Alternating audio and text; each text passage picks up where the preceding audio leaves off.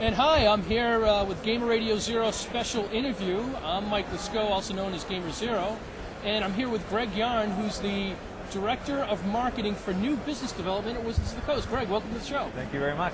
So we have you're involved in a lot of stuff, but one of the things that we wanted to get you on to talk about is MapleStory. Yes.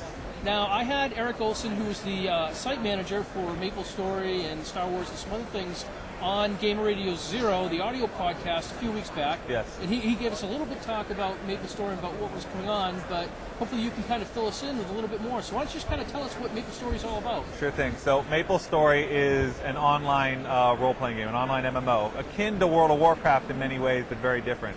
It's actually the world's first 2D side-scrolling MMO. So if you think about like Donkey Kong or Mario Brothers when you used to play it, that's sort of like the look and feel. You're not looking up and over the character. Right. So it was started by a company called Nexon in Korea in 1996, and they like to call themselves, Nexon does, the biggest gaming company you've never heard of, because MapleStory actually has 67 million registered accounts worldwide. Really? So they are huge, and we've partnered with them to form what we're calling the MapleStory ITCG.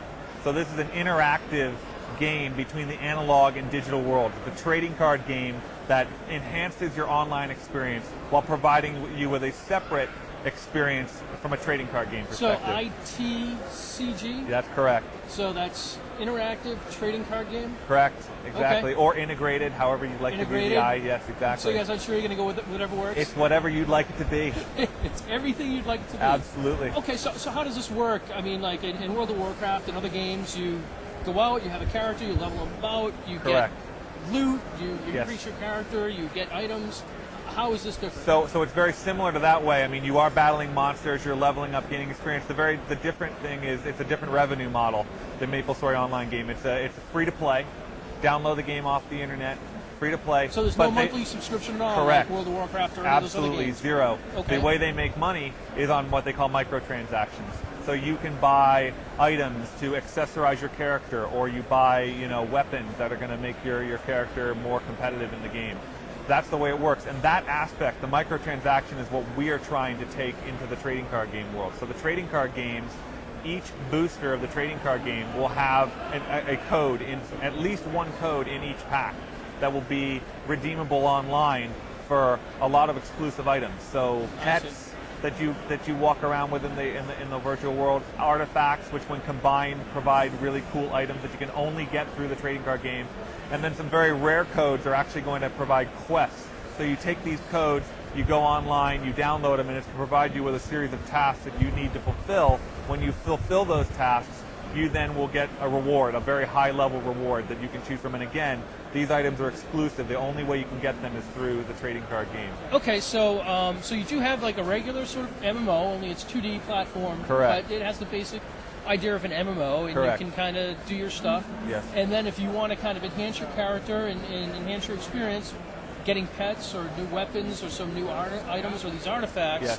You can buy these, and they're like booster decks, just like Magic. Or? Exactly. And the game itself is a trading card game. So basically the trading card game simulates the online experience. You level up, you battle monsters, but it adds a dueling nature. Within the game itself, there is no dueling.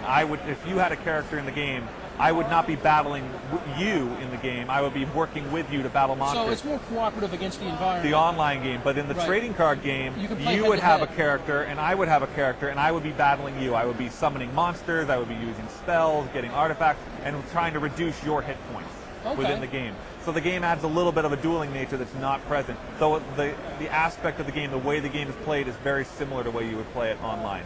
So are there concerns? Well, since it's not necessarily a competitive game, that you don't really have the problems of, well, if I buy 1,000 booster decks, now my character is unbeatable, and I'm going around with the Sword of Thousands Truths, killing everybody. Exactly. But I mean, and this makes sense for Wizards because, and Nexon has been around for a while. I remember they did Shattered Galaxies, and they had a lot of kind of games that, like you said, never really kind of broke into the main mass media consciousness, but they've always put out some really kind of cool and innovative games, so it makes sense for them to doing this, and that's not really a surprise. But with Wizards' background on the collectible trading card side, it sort of seems like a natural fit. Absolutely, and I mean, like I said, we've built a great game, and in fact, many of the Nexon players are Magic fans themselves, so they've really pushed us to create a great game.